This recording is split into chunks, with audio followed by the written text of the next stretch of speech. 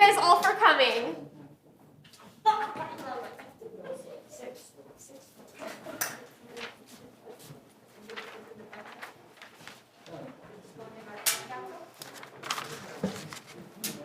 So our lecture series today for the Layton Heritage Museum is on the Layton Sugar Factory. And our presenter is Ted Ellison.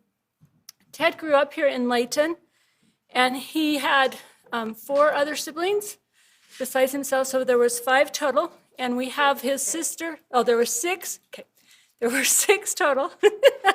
And we have with us today one of his sisters, Catherine Firth, and another one of his brothers is Captain John Cooley Ellison, who is one of the names that appears on the Vietnam Memorial Wall, like we have here in Layton.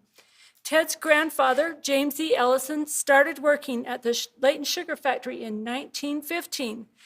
His father started working there in 1932 and was the last president and general manager of the factory. His dad was also on the Layton Town Board and served as Layton Mayor. Ted spent so much time in the sugar factory growing up that he says he feels like that's where he grew up. He attended Davis High School, and because his brother was MIA at the time that Ted was drafted, he served in the United States Army but was stationed stateside so that the family wouldn't lose another son. In 1975, Ted and his wife, Shauna, opened Main Street Station, which was the first restaurant in the old train station that now houses Cafe Sabor and had a couple other restaurants in between. They ran that restaurant for 11 years. Ted worked as a Davis County Sheriff, or in the Davis County Sheriff Department for 35 years, and he and his wife together have 7 children. We're grateful that Ted is taking the time today to tell us about the Layton Sugar Factory.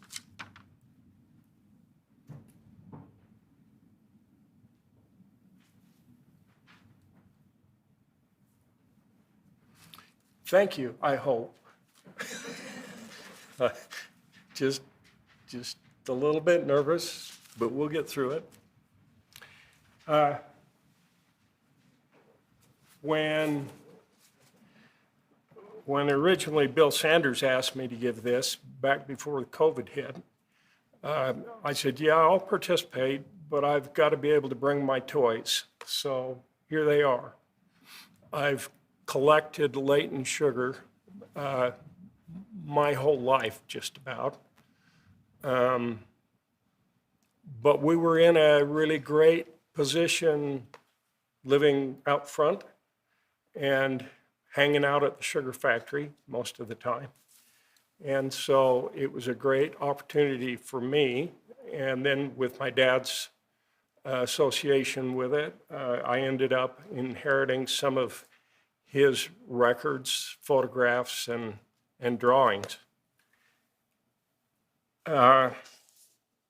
As I started to prepare for this, and it's kind of a book report on a book that hasn't been written yet, so no, I'm not looking to do that. I started out by identifying 5 people, 5 men that I figure contributed most significantly to its founding, its longevity of 44 years, and the reason it was located in Layton. And they are Jesse Knight, James E. Ellison, LDS Church President David O. McKay, and my dad, Harold Ellison. The story starts out as, and this was one that I hadn't heard, so I thought you guys maybe would like to hear it today, with a magazine article in Frontier Times of 1969. And in there's an article written by George A. Thompson, who is a Utah author on ghost towns and lost treasures. And the article is entitled, "The Mormon Wizard." The only mining camp in the West without a saloon, That's what they called Knightsville, Utah. Located in the fabulously rich Tintic mining district, it was a most unusual boomtown. Saloons were prohibited by law, and miners weren't allowed to work on Sunday. But probably the most usual of all was that it was Uncle Jesse Knight's town, lock, stock, and barrel. Jesse Knight was born in Kirkland, Ohio in 1845, made the long, hard journey across the plains to Salt Lake City in 1850 with his widowed mother and 7 small brothers and sisters. Even as a barefoot boy, herding cattle in the foothills, he was the man of the family. He was working in a sawmill when he was only 16 years old and freighting to Nevada mining camps a year later. Knight's mother was a devout Mormon, and although she tried to raise her children in the church, she found that young Jesse had little interest in Mormonism, and following his marriage, he often spoke against its beliefs. It was after he had been married for several years that his favorite daughter died, and his youngest child was extremely ill. His wife pleaded with him to call the church elders and join them in prayer for the child's recovery. At first, he refused, but finally relented when the doctors abandoned all hope and vowed that if the baby's life were spared, he would pledge his life and the fortune of the church, his life and fortune to the church. Almost as if a miracle had happened, the sickness passed away, and Knight found his future pledged to the Mormon Church. And you'll have to bear with me here because I'm not used to this PowerPoint, and I'll try and stay up with it. Not long after his child's recovery, Knight turned to prospecting, and one day he sat resting on the slopes of Mount Godiva. He heard a voice say to him, "This country is here for the Mormons." He interpreted the strange message as a heaven-sent sign and located a mining claim on the rough mountain face not far from where he had heard the mysterious voice. Knight had faith that his claim would be a rich one, but friends only laughed, and there had never been any minerals found in that area before.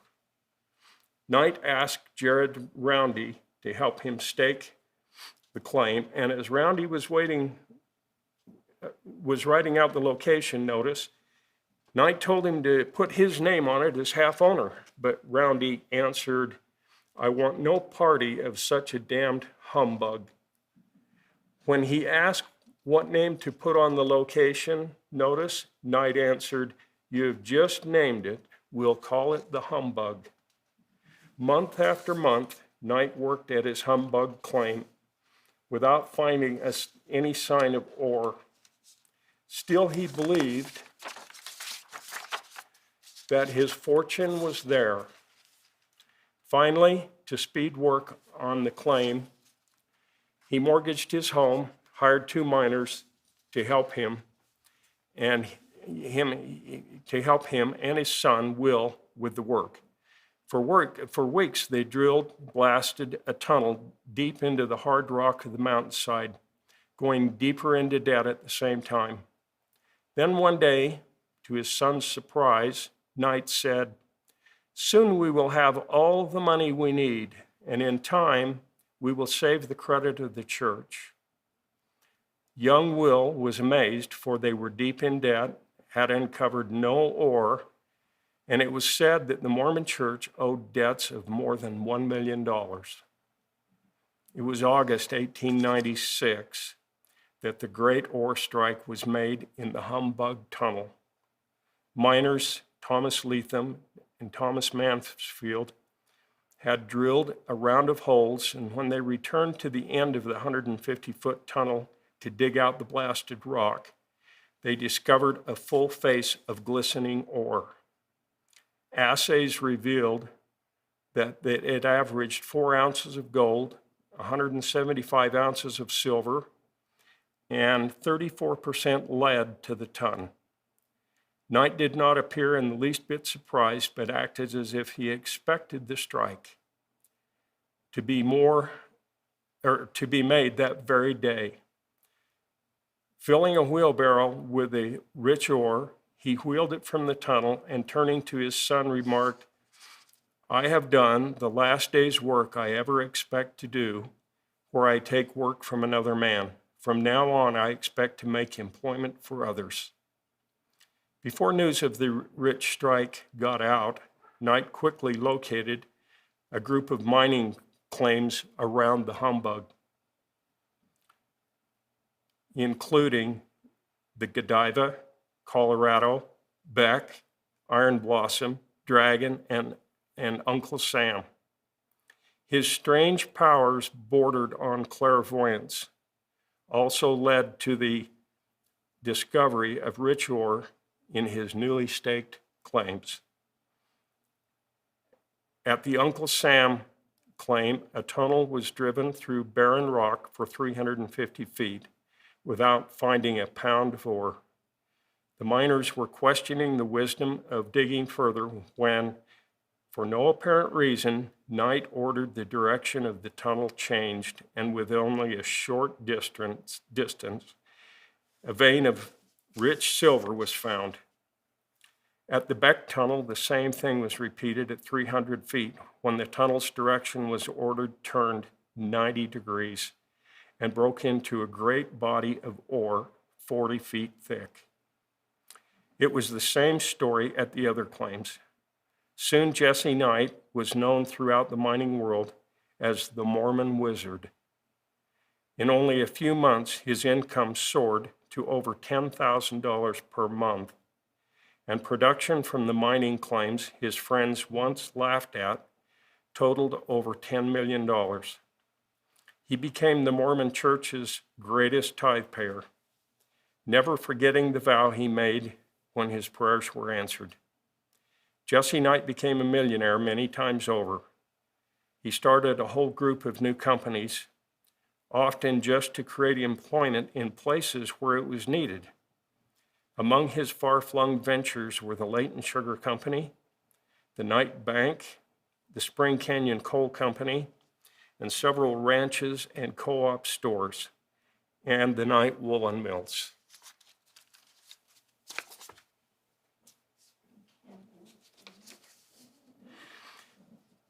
The following is a short history I compiled of the Knight Sugar Company and the start of the Layton Sugar Company from this book, Ephraim P. Ellison Enterprises, Life and Enterprises.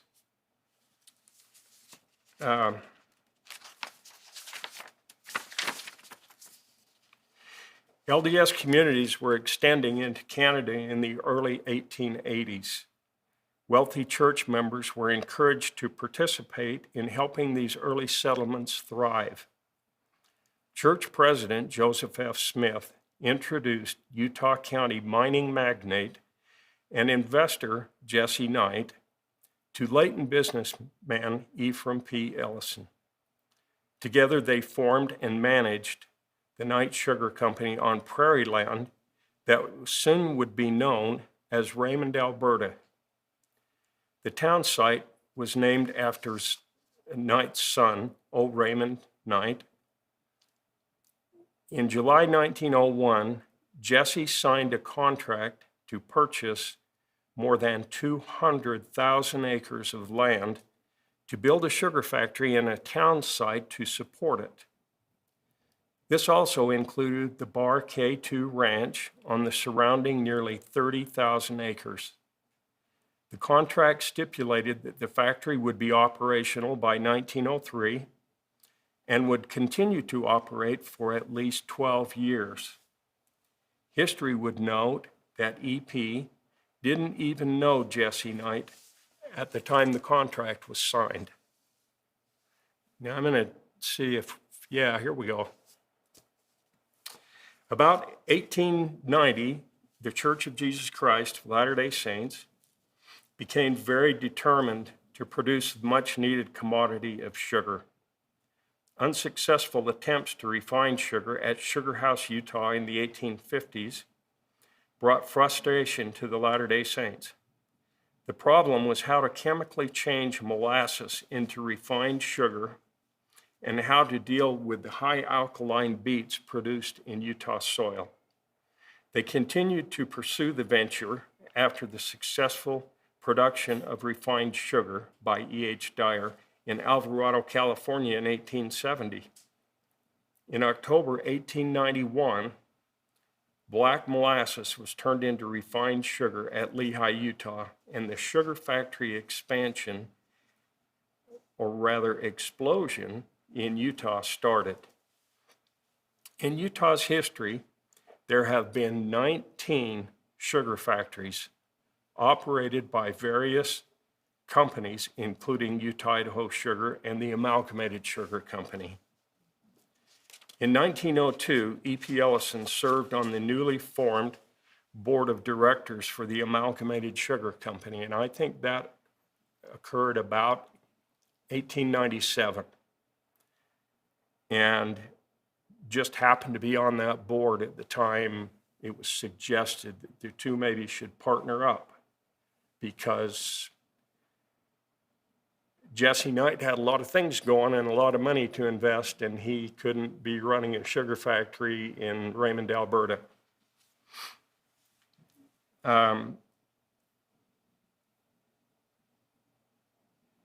The Amalgamated had recently built 3 new sugar factories in Weber and Cache counties. To this point in his life, and talking about E.P. Ellison, his expertise seemed to be the Farmers Union of Layton since 1882, the Layton Milling and Elevator Company since 1890, and vice president of Davis and Weber County's Canal Company.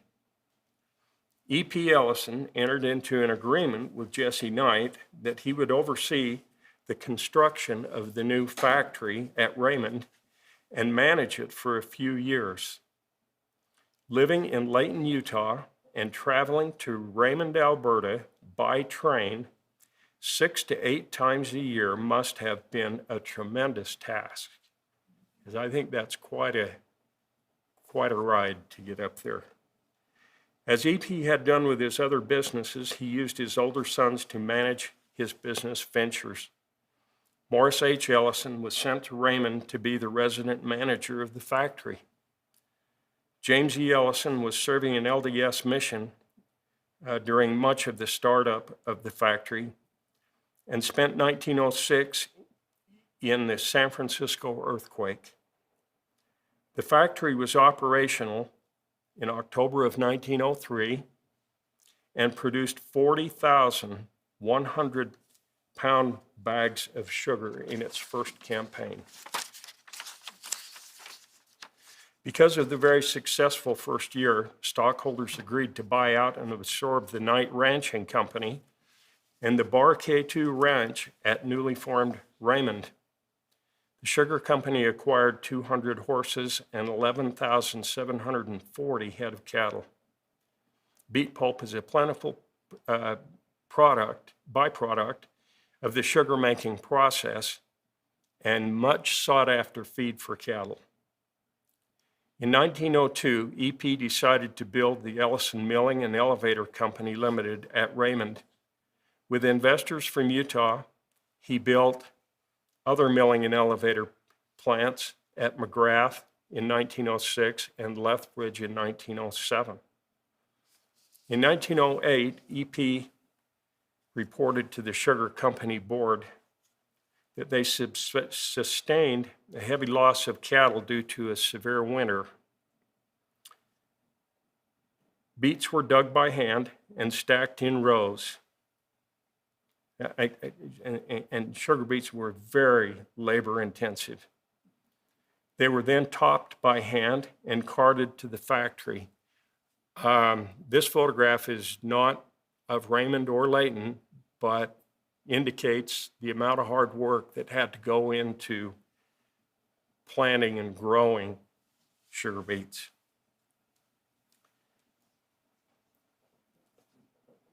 Beats, let's see, laborers were hard to find to do field and factory work. A shortage of sugar beets due to growing conditions and the shortage of labor appeared to be the beginning of the end for night sugar. EP sent his oldest son, James E., age 34, who had recently returned from a mission in California, to Raymond to be the resident manager of the factory. James E., his wife Jane Watt Ellison, and their family of 5, Elizabeth, Beatrice, Edward, Aline, and Harold, moved from Layton to Raymond, Alberta. 2 other children, Isabel and David, were born in Raymond. Morris Ellison was head bookkeeper for the Night Sugar Company and heavily involved in the management of the flour mills. Due to a labor shortage, let's see where this takes us. There we go. The Night Sugar Factory. Due to a labor shortage and lack of beets, the board of directors authorized EP to try and sell the factory and lands if he could find a buyer. In 1912, James E. and Morris Ellison traveled to Belgium, Holland, England, and France to recruit workers for the beet fields. EP's 1912 daybook mentions that they arrived back on March the 26th, 1912, with 58 workers. The Ellisons had booked their return trip on the Titanic, but changed their plans and came back early. The Titanic struck an iceberg and sank April 15th, 1912. In a December 1914 board meeting, it was decided that the Night Sugar Factory would be closed and moved to one of 3 sites in Utah: Layton, Spanish Fork, or northern Cache County.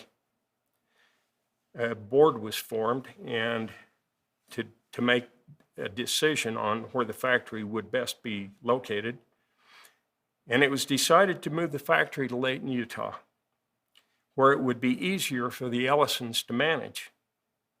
They drew up a contract with E.H. Dyer Company on January the 25th, 1915, that would have them move the factory to Layton, Utah, and have it operational on or before the first day of September, also in 1915.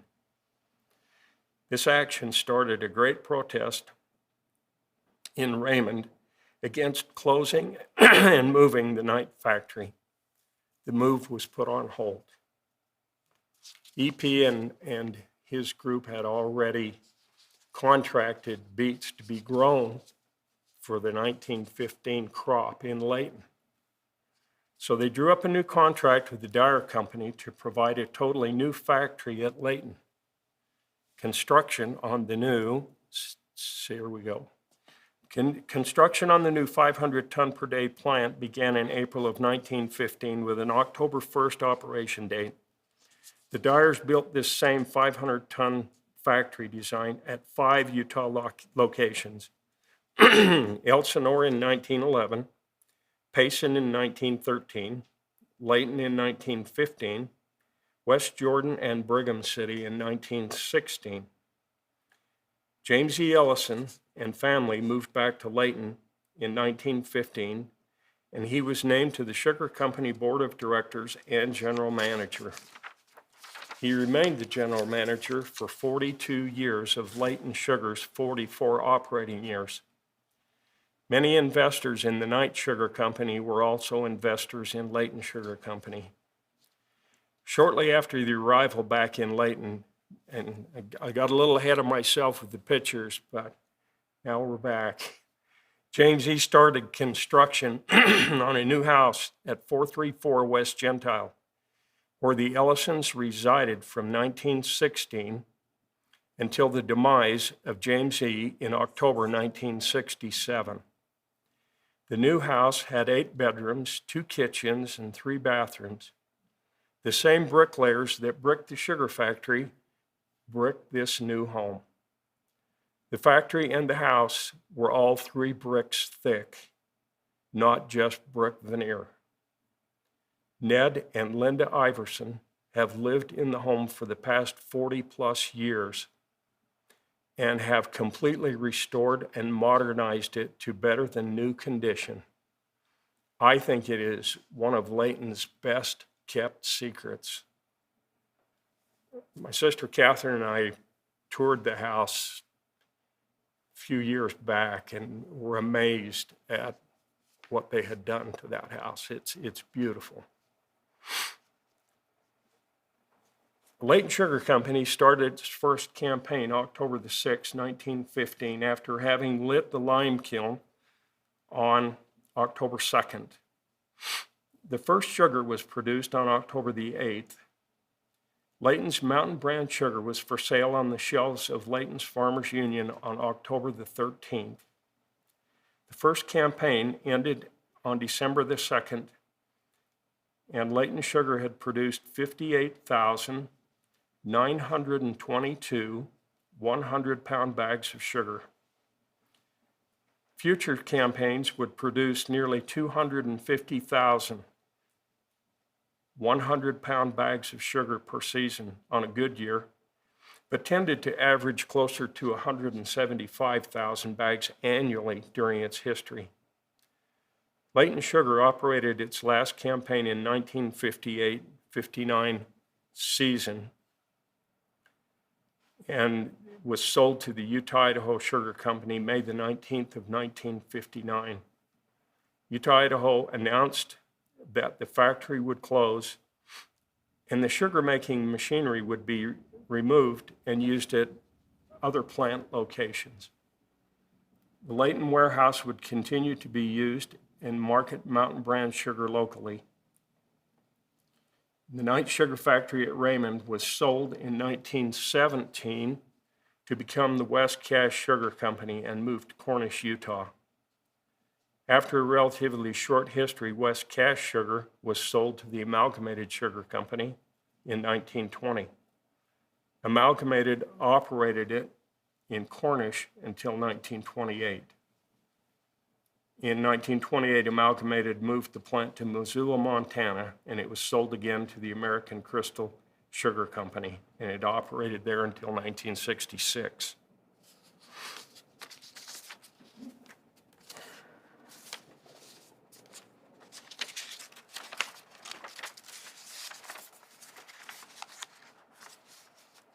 After the new factory is built, and I'm a little bit behind here, the board of directors elects Jesse Knight as its first president in 1915. This particular photograph is not Layton Sugar. It could be, but I'm told it's not. It's the Brigham City Sugar Factory, but it is identical in plan to Layton. So I thought I'd throw it in because it just indicates what it looked like in the early days. And what they're doing is they've just installed the boilers, and they're about to brick around the boilers, and this is one of the stacks that they're about to put up.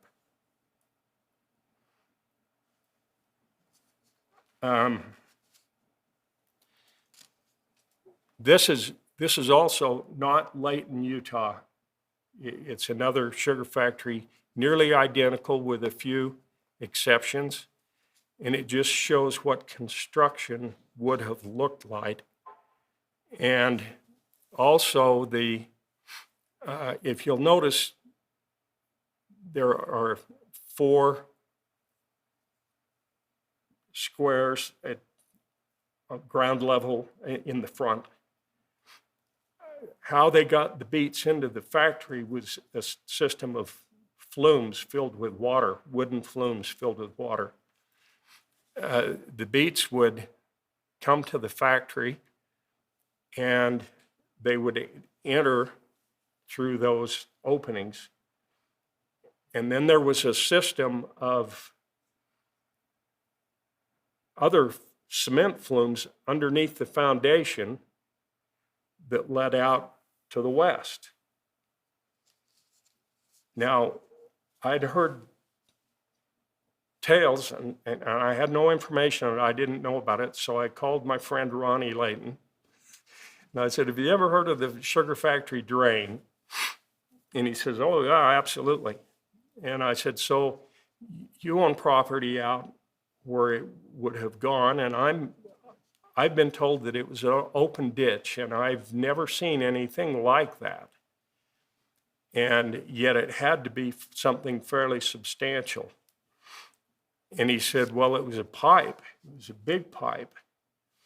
And it left the sugar factory and somewhere along there made its way over to Gentile. And at Gentile, it went down to 2200 West, and then it went south. And all of this water that's going to the sugar factory to deliver these beets has got to go somewhere. So it went down to 2200 West and dumped into, if you're familiar with that area, it's kind of a swampy area. And for years, the water from Layton Sugar was put out in that area. And Ron tells me, because I've never experienced that or been out there, that it stunk really bad. It's just terrible. So as I questioned him further, come to find out it wasn't just the water draining from the flumes. It was turned into a sewer system, and a lot of the people that lived along West Gentile tied into it. So it was something I didn't know. Jesse Knight resigns his position in 1917 as president so that, he can promote the new Springville Mapleton Sugar Factory. His son, J. William Knight, remains on the board of directors, and E.P. Ellison is elected the new president of Layton Sugar. Just a side note, in 1918, the workers were coming to work at the camp for the campaign with masks on because of the flu epidemic. So it's happened before.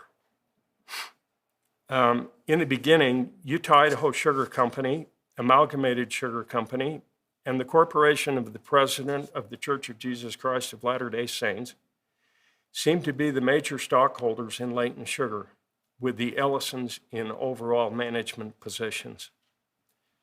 During the early years, Amalgamated sold or traded their shares. The sugar factory started experiencing cash flow problems, and the company borrowed money from the LDS Church to meet its obligations. The church requested payment back of that money in the form of treasury stock, and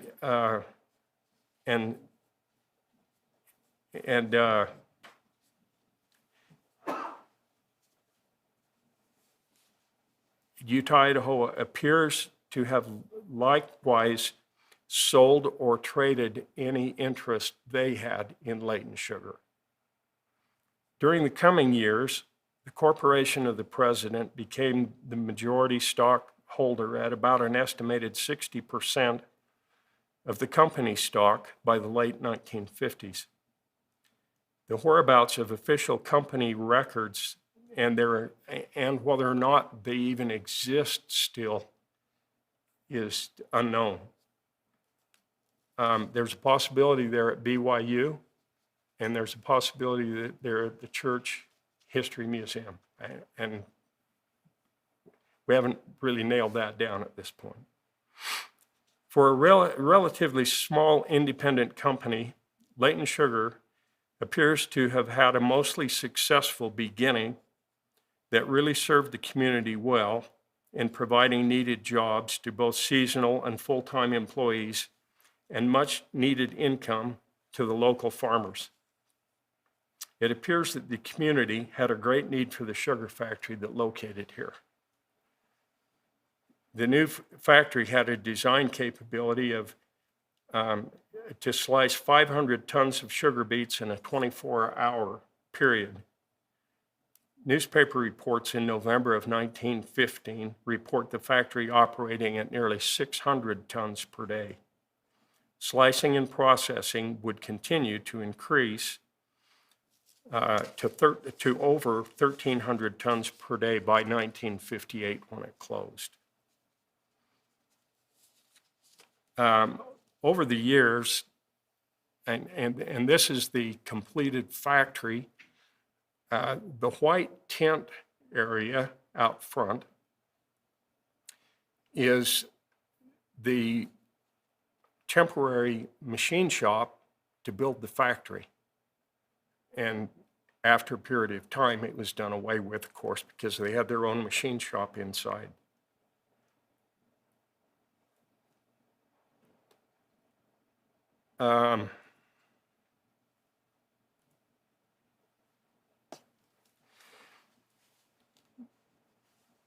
Over the years, important additions and improvements were made to increase production and efficiency, such as in about 1920, there was a 78-foot addition made to the warehouse. The warehouse, as it was originally built, wasn't large enough for a good run of beets. So they built on relatively soon.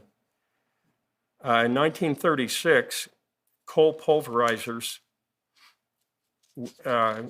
were installed on the boilers to allow for cleaner and more efficient use of coal. In 1941, there was the addition of a third white vacuum pan and additional syrup storage tanks. Those pictures are coming up, it looks like. This particular picture on the left is the beet engine, and it's got Bill Day at the throttle wheel and Bert Layton standing next to him. And as what was taking place at this time, the factory is on the kind of the end of the Industrial Revolution. Electric motors are scarce, and the entire factory is run by 1 to 2 steam engines that are stationary. They remain in one place, and they turn an 11-foot flywheel, cast iron flywheel, that weighs about 11,000 pounds. And that flywheel has a face on it that is 23 inches and a belt that is 18 inches that it turns. That belt powers a series of line shafts across the sugar factory on the different floors. And you run a belt off the line shaft to provide power for whatever piece of equipment you need power for. And when you get 11,000 pounds rotating at 125 RPM, it's a force to be reckoned with, and it doesn't stop easily. So they were fairly efficient, and it ran, those two engines, the beet engine and the sugar engine, ran that sugar factory for the entire 44 years. And the only electric motors I remember were in the warehouse on the stackers. In 1947, now this is the back side of this engine that they're standing in front of, and it's not a real good photograph, but this is what they're standing in front of. And that's the 11,000 pound flywheel that the steam engine is turning to generate power for the rest of the factory. The picture on the right is the front of that engine with the crosshead that moves back and forth 36 inches. And I found it was the most interesting thing. I could have watched it all day long. It was just really something to see because everything was so massive and speeding. It was really something that we don't see in this day and age.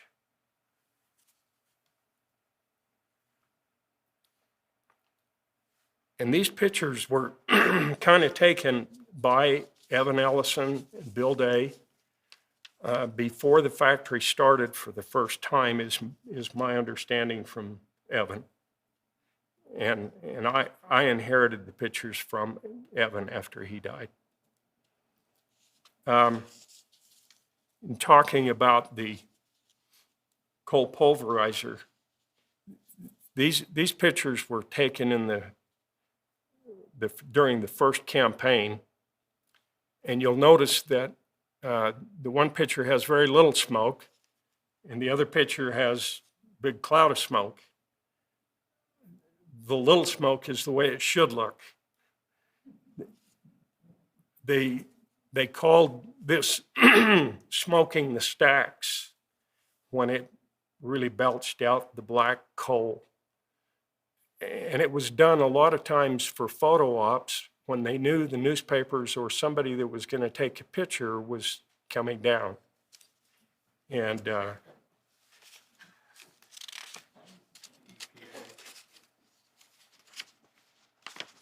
in 1947, well, getting back to this 1941, we're kind of in a war effort, and there's rumors that we may be involved. And so the war effort is ramping up. Hill Air Force Base is, I guess, here at that time. And beets are hard to come by because everybody needs a place to live. And the farmers are selling off some of their ground to build housing. And sugar beets are still a hard commodity to grow. So Layton Sugar gets a third vacuum pan in 1941. And I've got some pictures here that if we know where they're at, that they, as I've kind of put the newspaper articles together, and my guess is that this vacuum pan came from the Ogden factory of Amalgamated. And Amalgamated closed that plant and moved it to Idaho. This was because of the war effort, and they lost their sugar beets in Weber County. And Layton didn't help because they were over here taking their fair share wherever they could get it.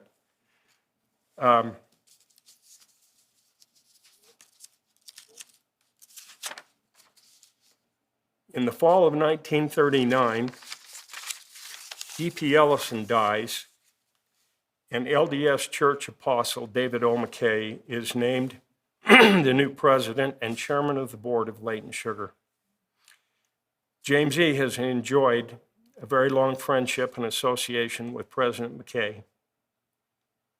James E. was born September the 9th, 1873, and President McKay was born September the 8th, 1873, just one day apart.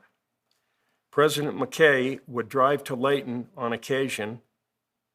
That seems hard to imagine, but all by himself, to visit with James E., and they oftentimes celebrated their birthdays together. This continued even after the sale of Layton Sugar in 1959. Additionally, new missionary Harold Ellison, is set apart by Apostle David O. McKay in August of 1925 at McKay's home, and they traveled together by train for 6 days en route to the Eastern States mission. And I bring this up to indicate their very close relationship. So David O. McKay was the 9th president of the church from 1951 to 1970. President McKay was also the president at the time of Utah-Idaho Sugar Company from 1951 to 1958.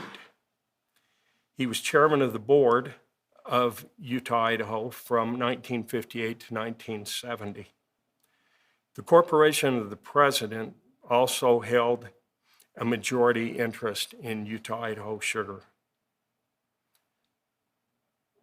Utah-Idaho Sugar's management was never considered a friend of Layton Sugar, and they were always kept at arm's length. It was known that their business model was to eliminate the competition. Now, that's not necessarily David O., and I can really see a great relationship going on here. But Layton Sugar was doing things that Utah-Idaho was interested in, and the church is kind of in the middle, if that makes sense. In 1941, Amalgamated moved their factory out of Ogden. And there was talk at that point in time of Amalgamated purchasing Layton Sugar. It appears to have been just talk. But they made a deal with Layton Sugar to process their beets during the 1941, 42, and 43 crops. Additionally, they began dismantling the Ogden factory, and Layton was the recipient of the vacuum pan at least, and one or more beet pilers.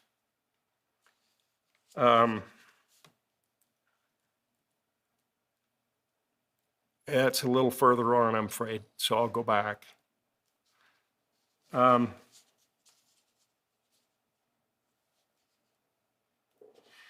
Amalgamated made the decision to make their move and get out of the Ogden growing area. And there was also rumor at the time of a new $35 million Navy base that was coming to the district.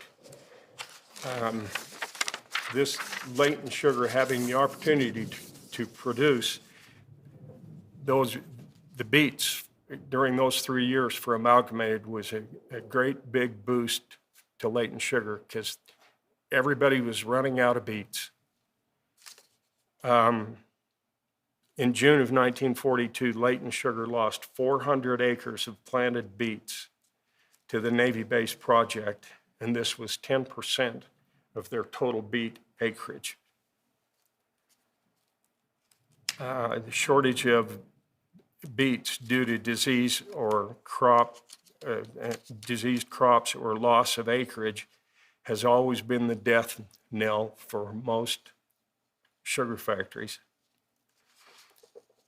As I kind of reviewed this with a friend that was writing a report on the last days of the Layton Sugar Company,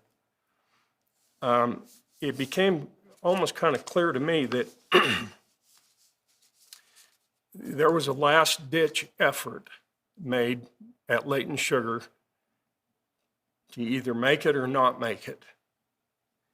And James E. and Harold, as plant manager and superintendent, proposed a plan to President McKay that would remedy the beet shortage problem. And this is speculation on my part. There's no records that exist or anything that tells us this is true. But I think if you look at everything, looking back on all of this, I think it occurred this way. They proposed building an ion exchange plant addition that is large enough to handle the current capacity of the sugar beet campaign. It's 1,350 tons a day, and also use it to process Philippine raw cane sugar purchased from California and shipped to Utah using a special in-transit rate to be applied for from the Interstate Commerce Commission and the Southern Pacific Railroad. It was proposed that the ion exchange plant would be built by the Illinois Water Treatment Company of Rockford, Illinois. Cost, $500,000. Layton Sugar didn't have $500,000. President McKay must have approved the plan, and the corporation, the president, arranged financing of the addition with Salt Lake banks. The ion exchange plant was constructed and operational for the 1947 campaign. Adjustments to the original design and larger, deeper cells were made and changed out, and they changed them out and experimented with them to increase the capacity. Tank cars of molasses were ordered, and sugar was processed from molasses using the ion exchange during the summer months. In 1952, the Ellisons ordered 1,000 long tons of Philippine raw for that campaign and 25,000 long tons for the 1953 campaign. Bag designs were changed to note the ion exchange process on beet sugar, and new bags were produced that would be used for the new Mountain brand cane sugar. The bags were brown and yellow, as I remember, and I haven't seen one since I was a little kid, so if anybody's got one, let me know. Cane sugar produced for this far inland was unheard of and a first in the industry. Ultimately, the ICC denied the application for an in-transit shipping rate, which also included trucking companies. So they didn't want, it almost appeared to be a political situation because they didn't want trucks involved in bringing that raw cane in either. I don't remember the ion exchange operation going after about 1955. Although the ion exchange produced an exceptionally pure sugar, 7-Up Bottling Company and some other large customers complained that the Layton Sugar produced flock in their beverage. The ion exchange process used on beet sugar produced highly pure sugar, except it has, with certain sugars, both cane and beet, produced, especially in soft drinks, a flock-like material, white in color, which in the case of beet sugar settles on the shoulders of the bottle inside. And you'll remember back that 1950s 7-Up was in bottles, and it was really a problem, and so they had to address it. Harold was very familiar with the sugar beet process and the ion exchange process from the recent installation. He rearranges the syrup storage tanks, and using the third white vacuum pan installed in 1941, increases the factory's ability to produce large quantities of bottler sugar without the use of the ion exchange. The ion exchange process is at a conclusion, and the last-ditch effort to create an alternative to the constant sugar beet shortage didn't work as planned. In 1954, sugar beet growers in Burley, Idaho, have a disagreement with Amalgamated Sugar, and Layton Sugar is able to incorporate in Idaho and contract with the growers for about 2,500 acres of beets to be shipped by rail to Layton. That happened all the years I remember as a little kid, going to Idaho, arranging for the beets, and they would come down by rail to be processed. It increased the campaign by probably at least 3 weeks and made for a profitable situation. After the closure in 1959, the beets were processed from Idaho, were processed at the Garland, Utah plant, and Utah, Idaho considered it a very valuable asset to them to have those 2,500 acres. Everybody was still hurting for beets. Just about through here, and several historians have written about the state of church finances in the late 1950s. In an attempt to strengthen church finances and provide needed changes in investing and spending, President McKay named William F. Edwards a successful financier and later Dean of Education and Vice President of Finance at BYU as a financial secretary to the first presidency. That happened in January of 1957. Dr. Edwards immediately went to work on a list of perceived church investments in church-held businesses.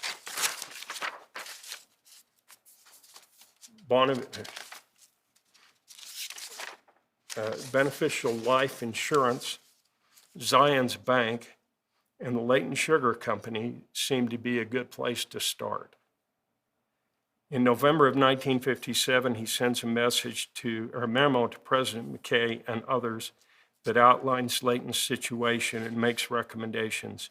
He recommends that the factory be closed and beets that they've already contracted for be processed either by UNI or amalgamated. And in January of that same time period, President McKay instructs Edwards to proceed with his recommendations. Edwards sets up a special board meeting January 31st, 1958.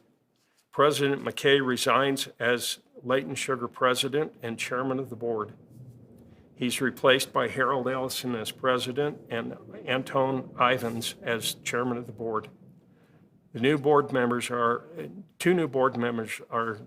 elected. Dr. Edwards was named as an advisor to the management of Layton Sugar Company. The campaign of 1958 was considered very successful and produced over 200,000 100-pound bags of Bottler's quality sugar. It would appear that the campaign of 1958 would be the last for Layton Sugar. Dr. Edwards arranged the sale of Layton Sugar to Utah, Idaho. That was effective May the 3rd, 1959. Conditions of the agreement required that 90% of Layton's shareholders surrendered their certificates by May the 18th. The offer was for $66.50 a share for the 7,518 shares, or $500,000, which was half of the stock's current value. Layton Sugar and Mountain Brown Sugar became a wholly owned subsidiary of UNI Sugar Incorporated. The factory was closed and UNI began the process of demolition of the sugar-making equipment almost immediately, removal.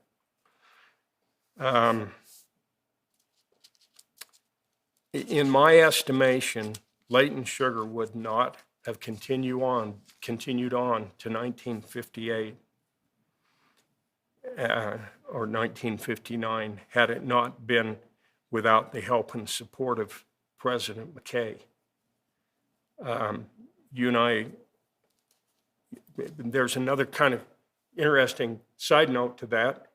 By getting them $500,000 worth of financing to build this ion exchange, it was a big ion exchange. It wasn't a small one like had been built other places. And the Utah, Idaho management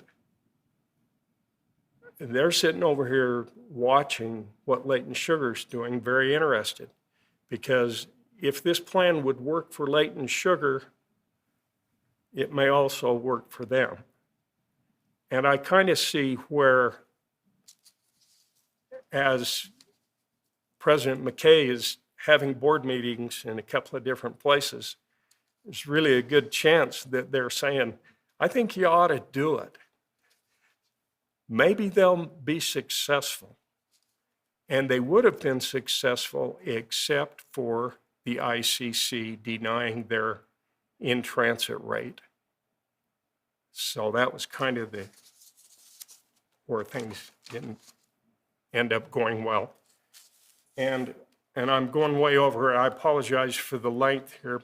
What I'd like to do is just go through some photographs here of Layton Sugar and explain anything.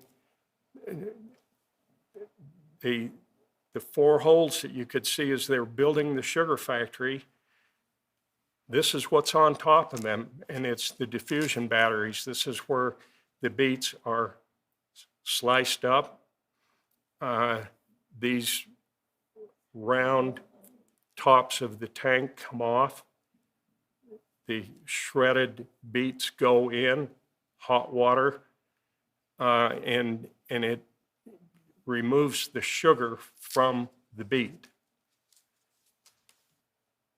And this particular stack of bags, they're burlap. They weren't, they were burlap bags. So that was early on.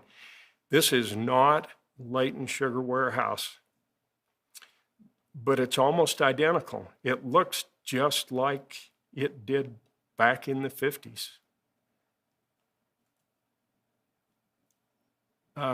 This was a Sanford drawing of the layout of the sugar factory grounds in 1930. And where it says Layton, Utah at the top, that's Sugar Street, and it's running straight. After the factory closed, the beet dump, which is in the corner there, was removed, and the road was moved over to join on to, is it Angel Street that continues?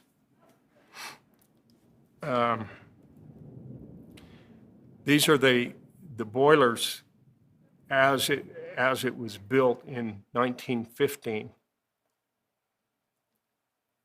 This is the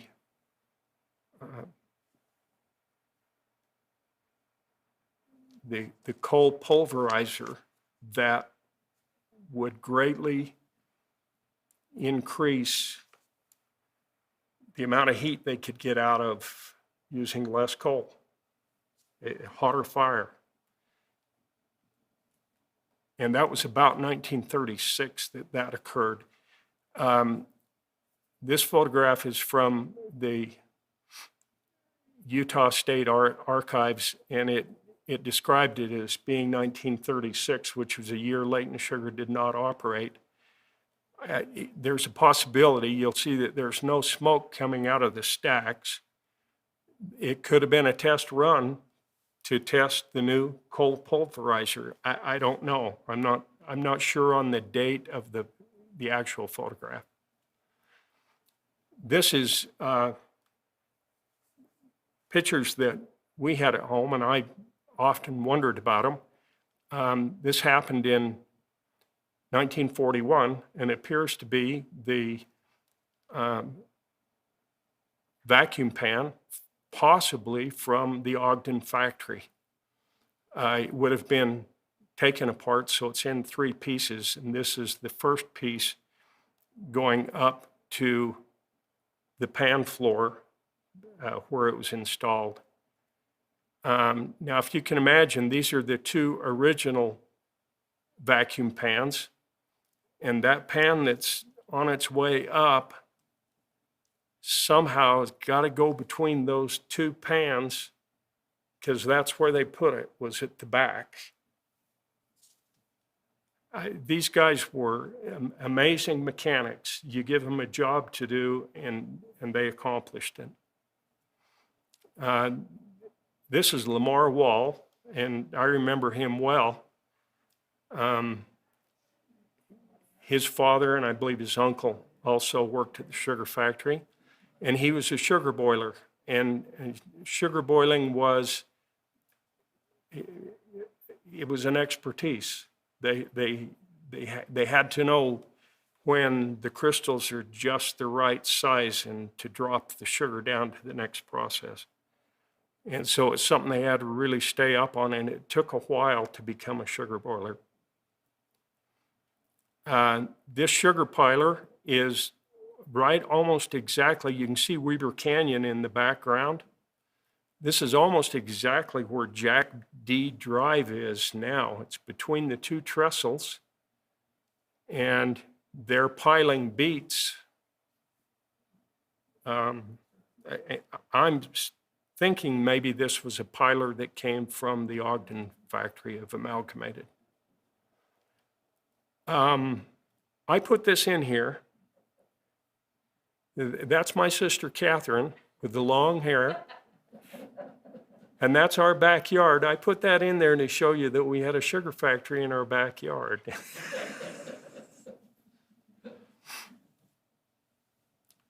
Carl Whiteside's on the stationary beet dump.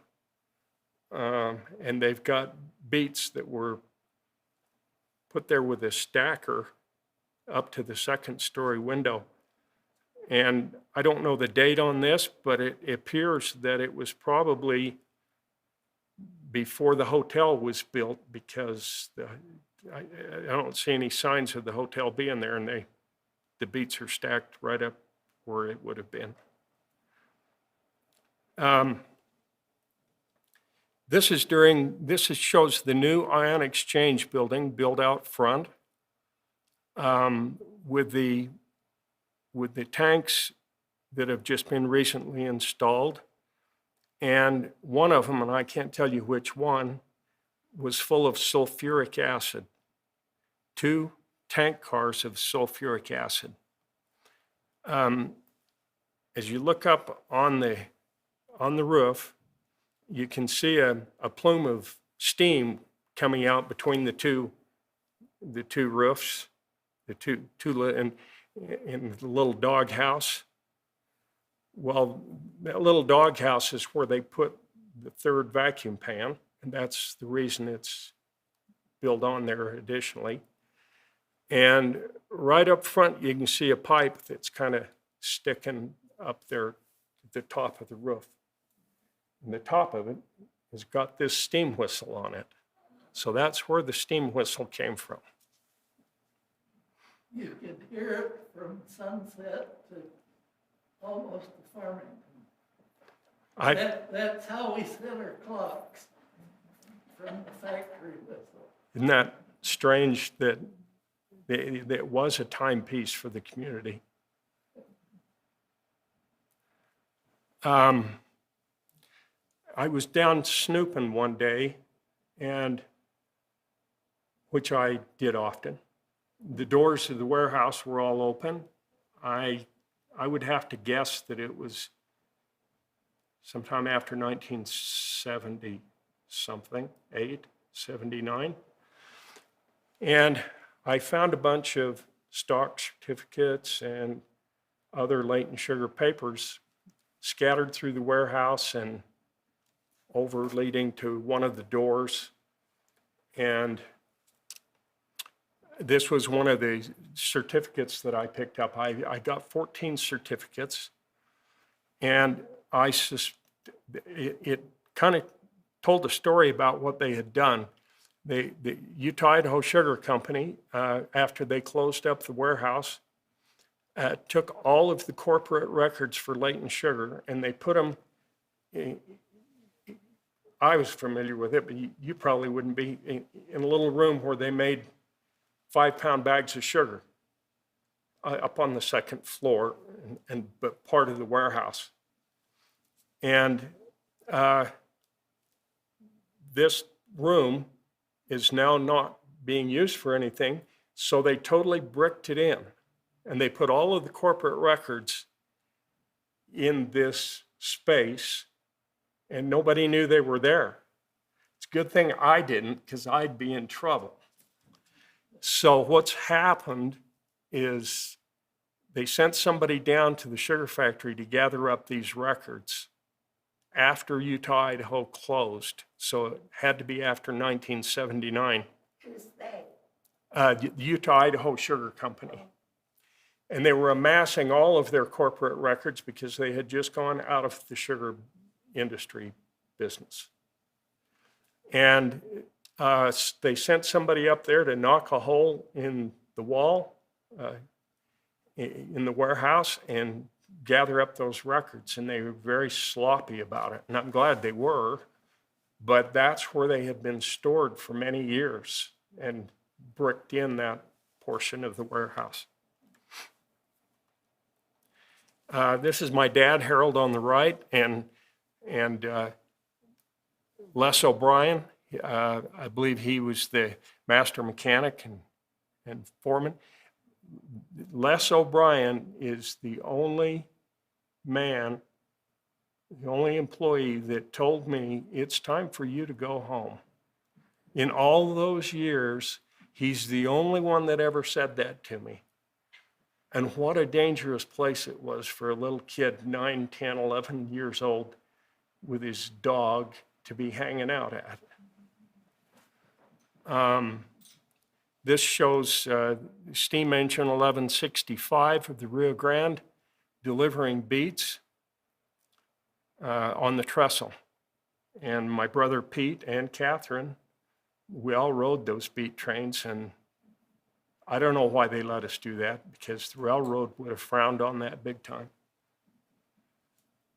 That's me, and that's my dog Duchess, and she was 165 pounds, and how we know that is when I'd take her over there, these workers in the warehouse would tell me that I should get on her back and ride her, and she didn't go for that. But we put her on the sugar scales and they weighed her. So, and I've got a sucker in my mouth and a bag of candy from Bessie Staley's in my pocket. The lady in the blue pants is Martell Green. And she's on the picking table at the very top of the factory, and they are looking for rocks and sticks and anything that's not a beet. And the lady next to her, she thought, and Martell's lost her sight for the most part, but Norma took the picture over, and she thought that other lady across from her is Connie O'Brien, who would have been Les O'Brien's daughter-in-law. And if you haven't figured this out, there's a lot of, maybe you could call it nepotism, going on in private industry. Everybody works there, and if it was good for you, it must be good for your kids and anybody else coming up.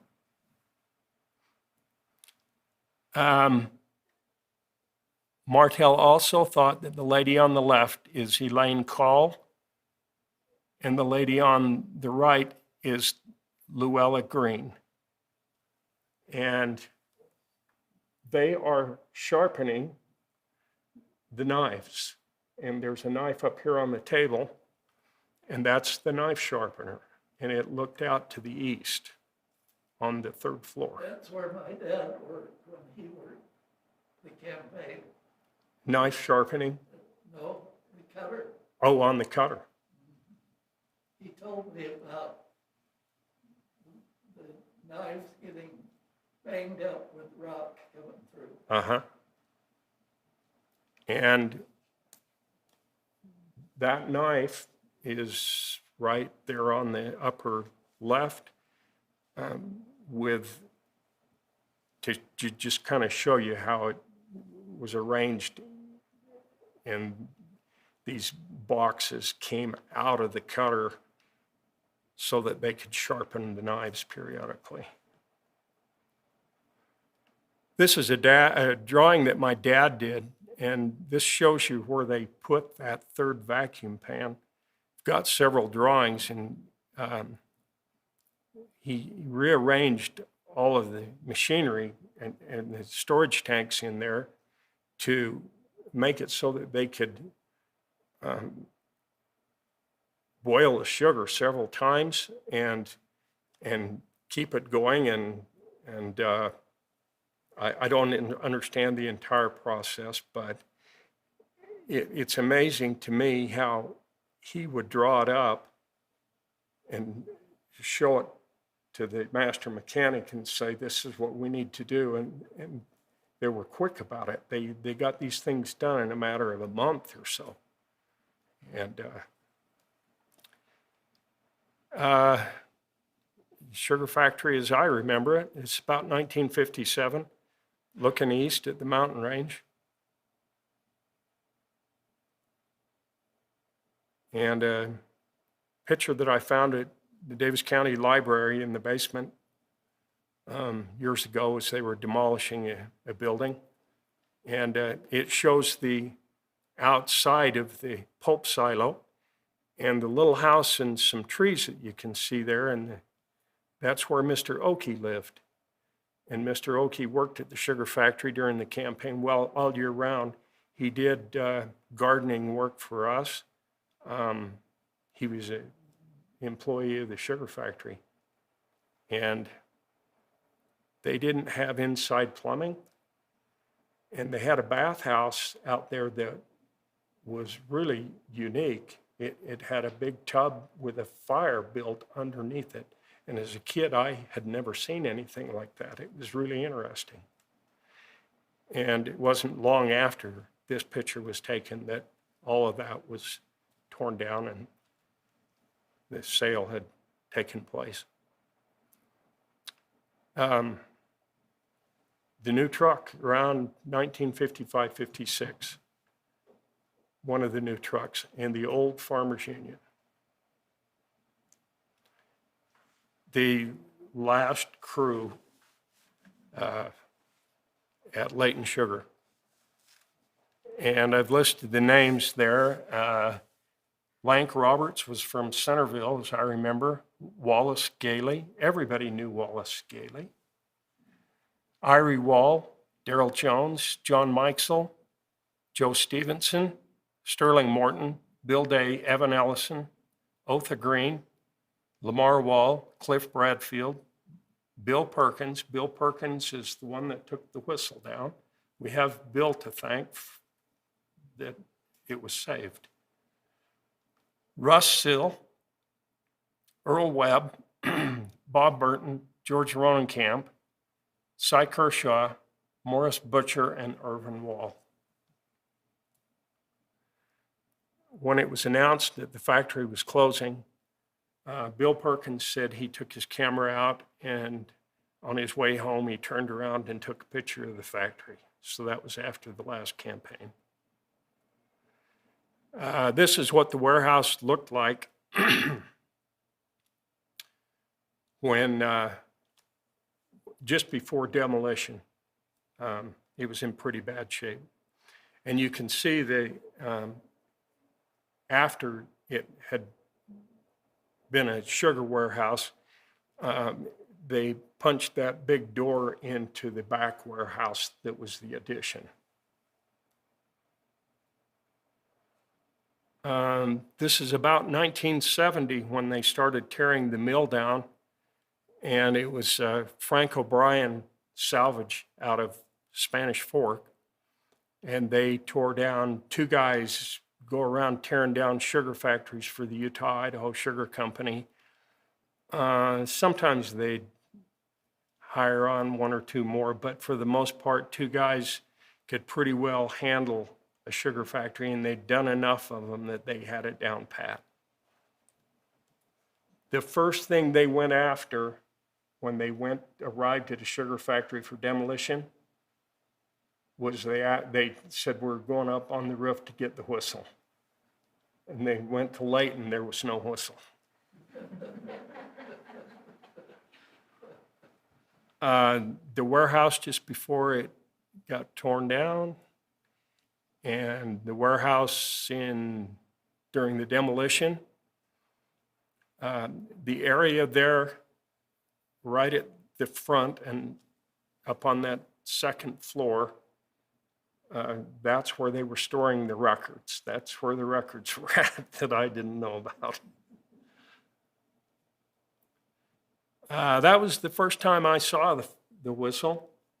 And I was driving down Crestwood Road one day, and I saw Bill Perkins out there, and I thought, well, I haven't seen him forever, and turned around to talk to him, and he said, come see what's in my backyard. And so there's the whistle. When I got it after Bill died, Bill lived to be 99. When I got the whistle, it was broken in half, and the bell was broken at the languid plate. And I started calling around, because I also collect railroad stuff, and this really fits in with railroad stuff.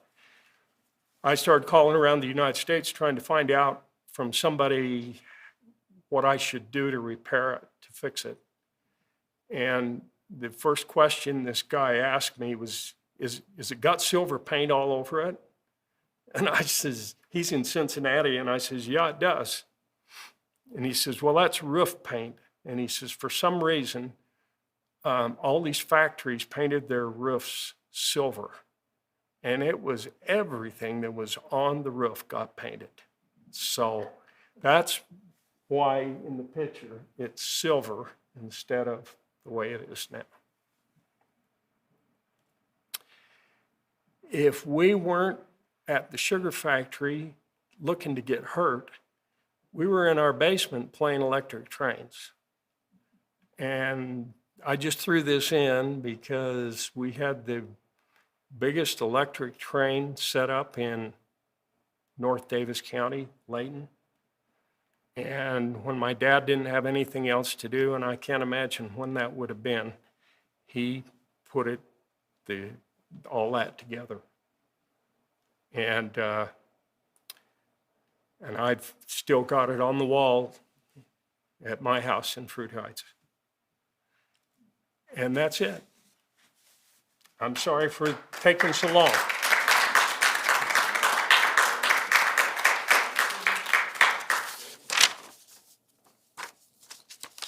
Mayor Petro asked me to give you a coin from the Centennial.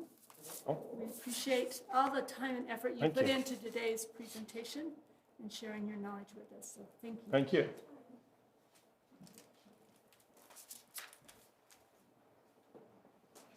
All right, I'd like to thank everyone for coming. We had a great crowd this time. I just wanted to let you know our next lecture will be April 1st at noon, and it will be given by Mayor Joy Petro, and it's on the last 100 years of Layton, so make sure that you don't miss that. We'd also like to thank Layton City Ramp for making the recording and streaming of this lecture possible. So thank you again, Ted. That was fantastic. It was fun working with you. We loved it. All right, thank you, everyone.